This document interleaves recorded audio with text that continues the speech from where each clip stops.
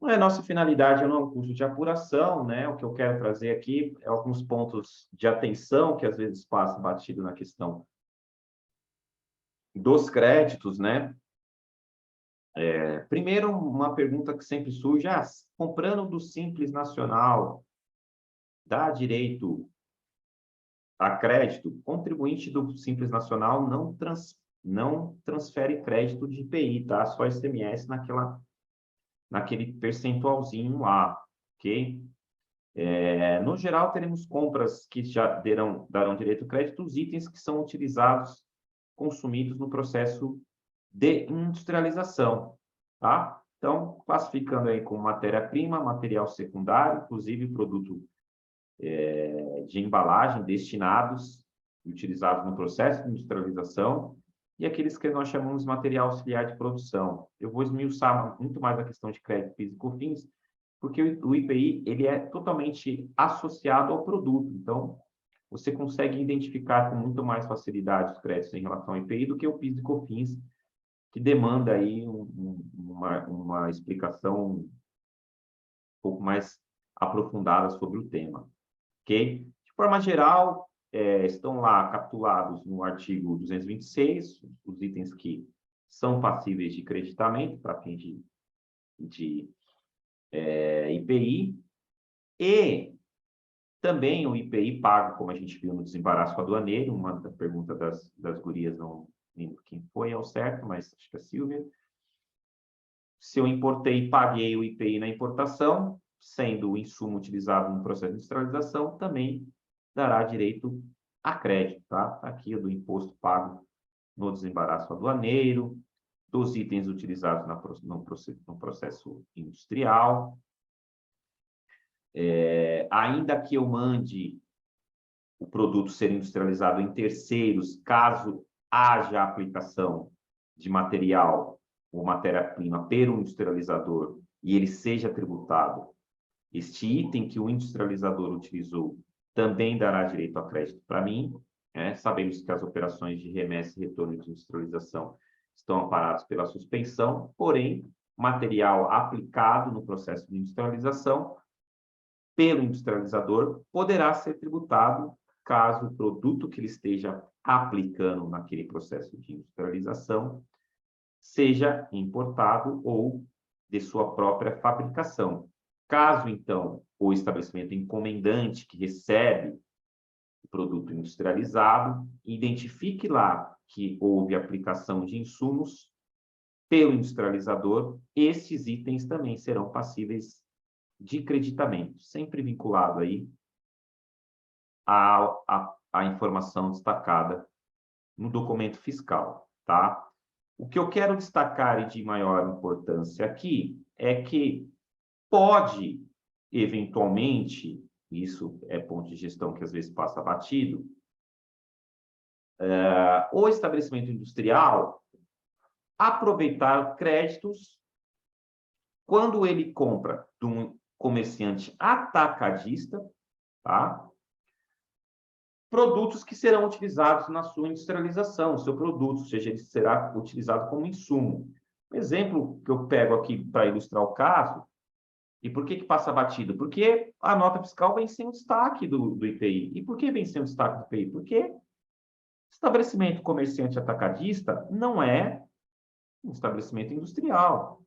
Logo, a saída do produto dele não sofre a tributação do IPI. Então, você quer me dizer que mesmo eu comprando de alguém que não tributou o IPI, eu posso aproveitar o crédito nessa situação? Sim, de 50% do valor que está indicado na nota. Isso passa batido. Isso é até um ponto que está no nosso curso de recuperação de crédito, mas eu trago aqui. Então, eventualmente, eu comprando de um atacadista, exemplo, aqui o cara é uma indústria de imóveis e ele compra parafusos, né, pregos de um estabelecimento atacadista e vem sem o destaque do IPI. O que ele vai fazer lá na escrita fiscal dele? Não, simples não transfere crédito de IPI sob hipótese nenhuma, tá? Simples está fora. Aqui só RPA. Vai pegar o valor da mercadoria, atribuir uma base de cálculo de 50%, verificar qual é o NCM do produto, no caso aqui 10%, e aí ele tem um crédito pela alíquota do produto sobre uma base de cálculo de 50% do valor da operação. Isso aí é escriturado e lançado diretamente lá em outros créditos, na apuração, informando o documento de origem. Tá? Então, vale a pena dar uma olhada, porque no processo de recuperação de crédito a gente sempre olha isso aqui. Quem é indústria, se estiver comprando de comércio atacadista, se isso está parametrizado. Às vezes passa batido, por isso que eu trago aqui como sendo um ponto de gestão. Se vocês identificaram isso, com certeza irá gerar saving. Tá? Quando que aplica? Estabelecimento industrial, comprando de comerciante atacadista, item que, embora não tributado aqui na operação, sem destaque na nota fiscal do fornecedor, será utilizado como insumo pela indústria. Se o produto for isento, não há o que se falar aí numa possível tributação, porque de qualquer forma ele seria isento. Tá? Isento, alíquota zero, não tributado, suspenso, todos aqueles fenômenos de suspensão da tributação. Então, não é na escrituração do documento que eu me acredito, não, isso você vai lançar no documento nacional sem crédito, porque ele está consignado sem crédito, e na apuração em outros créditos, você vai identificar a nota fiscal, o documento que deu origem ao crédito, e lançar conforme citação do artigo 227, tá? Na apuração.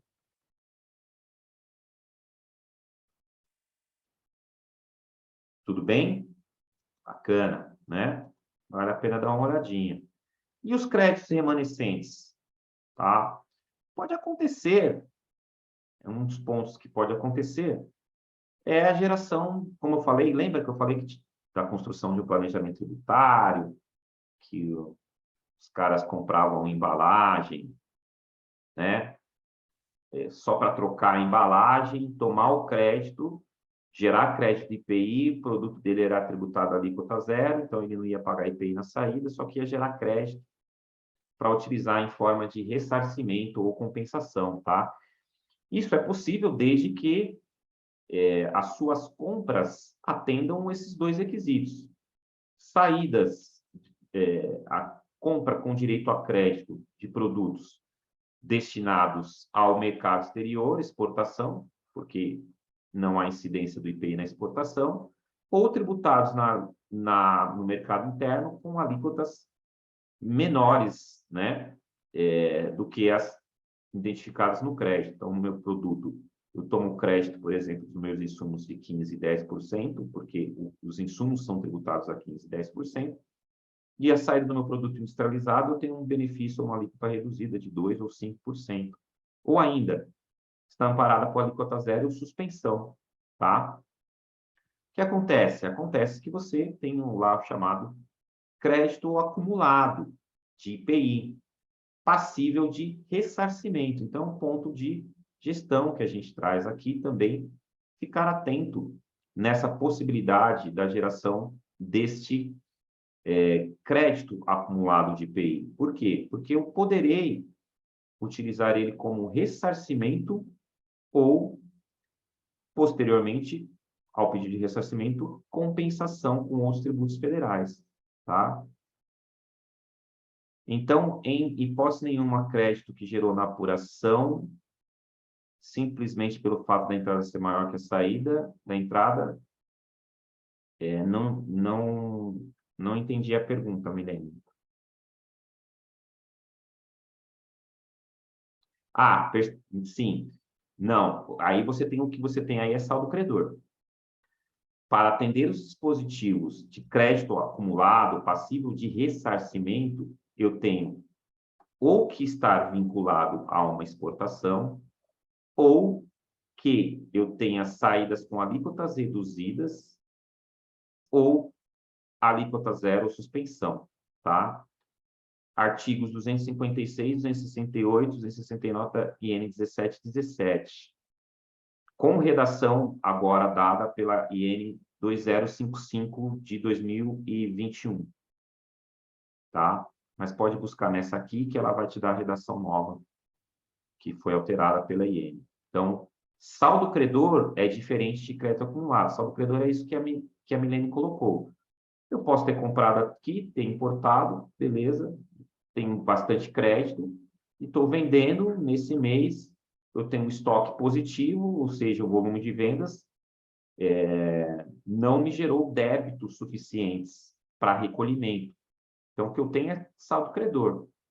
No período subsequente, talvez eu tenha a diminuição desse saldo credor.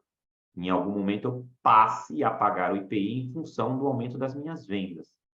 Quando eu tenho crédito acumulado, isso é recorrente, é sistemático, é decorrente da minha operação. Por quê? Por isso que ele fala em apuração trimestral. Primeiro você faz a sua apuração, remanescendo saldo no trimestre, esse sim é passível de ressarcimento.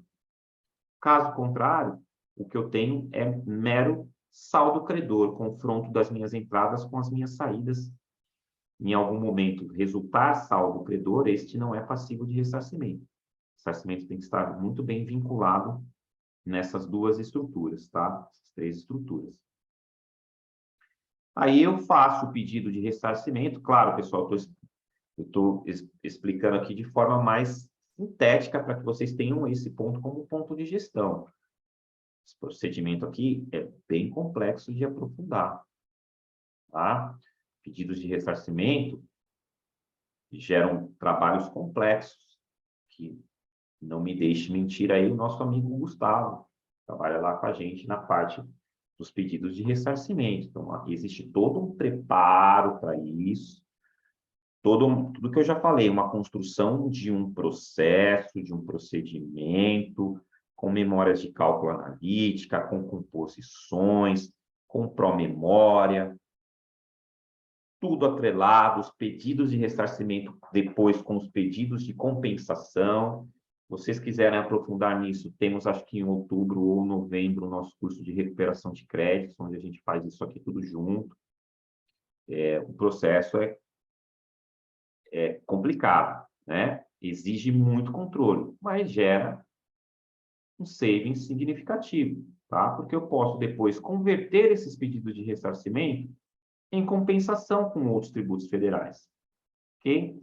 Então, dei um exemplo aqui, por exemplo, de um efeito saving no caixa, tá? Então, saving no caixa, onde eu teria um desembolso de 16 mil, contando aí imposto de renda, PIS e COFINS, e eu compensei isso com este crédito acumulado passivo de ressarcimento do IPI. Então, é um instituto de planejamento fiscal que a gente utiliza, bem recorrente, mas que exige aí bastante atenção na construção desses pedidos, ok? Mas fica aqui como ponto de gestão que isso é possível de ser feito de forma muito bem construída.